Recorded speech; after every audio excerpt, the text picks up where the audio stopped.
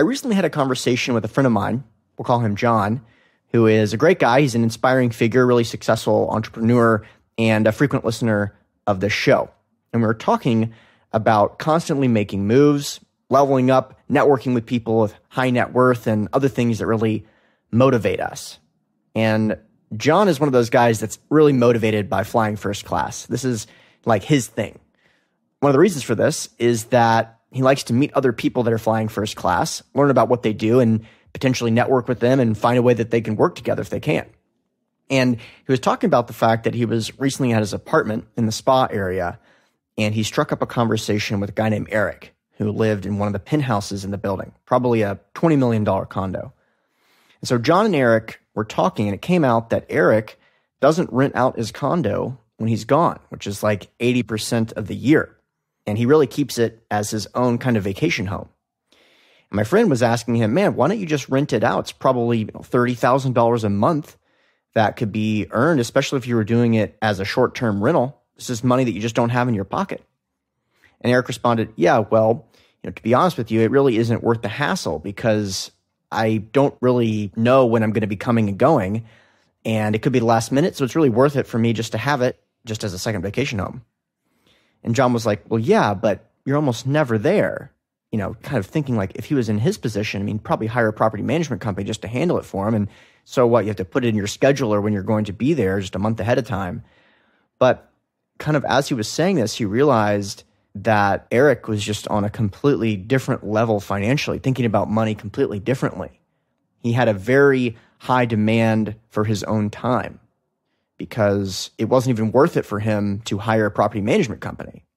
And so my friend John was really impressed by this, and he was basically saying, man, I need to level up my game. Things like this really inspire John in particular, but just generally speaking, that is a whole new level in terms of how you're thinking about money and what money can buy you. And the reality, though, is that this is not uncommon. In the world of $20 million condos, for every $20 million condo, there's certainly one out there that's just sitting vacant, waiting for whoever it is just to appear. Now, right after I had this conversation, Eric was looking for a towel and started kind of complaining to the employees about the fact that they didn't really have any towels available, that they weren't really properly presented or prepared. And Eric started kind of complaining like aggressively. And he asked for some towels. The employee went away, came back, and ended up bringing the wrong ones, basically not the hand towels that Eric was asking for.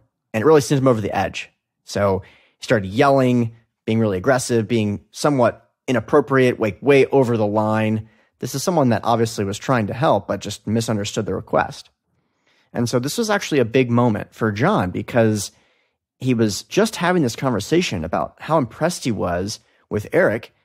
And then immediately, Eric got super frustrated about something as inconsequential as the availability of a hand towel.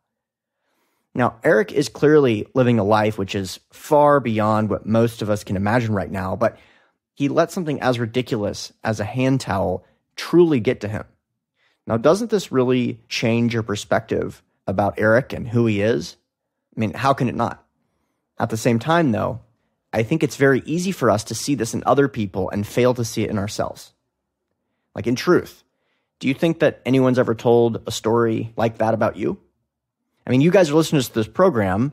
You are certainly in pursuit of something pretty remarkable when it comes to not only personal financial freedom, but also the lifestyle that goes along with that, the income that goes along with that.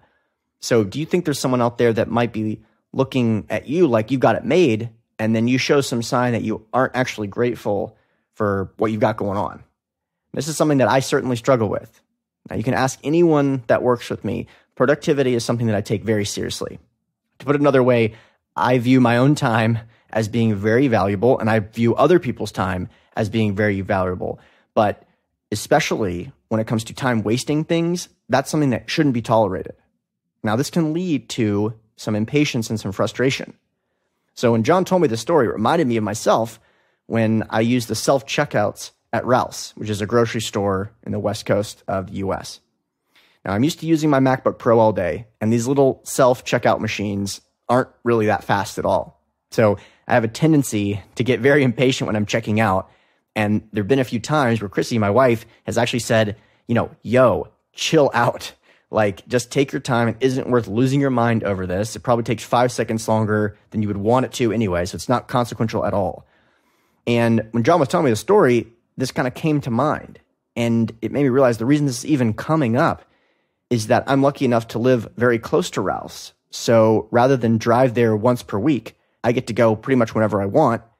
And the reason I'm complaining about this is that I'm lucky enough to live in an apartment that's right next to the grocery store. That's why I so frequently have to interact with these self-checkouts so frequently that it's become an issue. And so when I said this to John, he goes, dude, I'm from Cuba. There were times when I would go to the grocery store and there'd be no food. See, this is the stuff you cannot lose sight of. So let that story kind of be a message to you. If you're listening to this right now, you're likely the kind of person that is constantly looking for new ways to be inspired, new ways to level up your network, new ways to grow. And if that's true, if you're the kind of person that's always obsessed with growth, then it's very likely that there's someone else that's equally as obsessed with growth that's looking towards you as kind of an example. So it's a really important moment to realize you're likely that person that other people talk about and say, wow, they're so lucky. I want to level up just like them. And just remember to be grateful for the things you have, because the difference between a lot of people's lives and your life is likely more pronounced than the difference between your life and the guy who doesn't want to rent out the $20 million condo because it's not worth his time. All right, listeners, you know the routine. This show is all about learning, making wise investments, and protecting and growing your capital. So if you're interested in these topics, make sure to hit the subscribe button. Of course, if you've already enjoyed a couple of great episodes, don't be shy. Leave a review. It really helps the show's visibility. And lastly, if you're an accredited investor and you're interested in learning more about our investment opportunities, the types of deals that I personally invest in, go to asymcapital.com. That's ASYMcapital.com. Thanks a lot.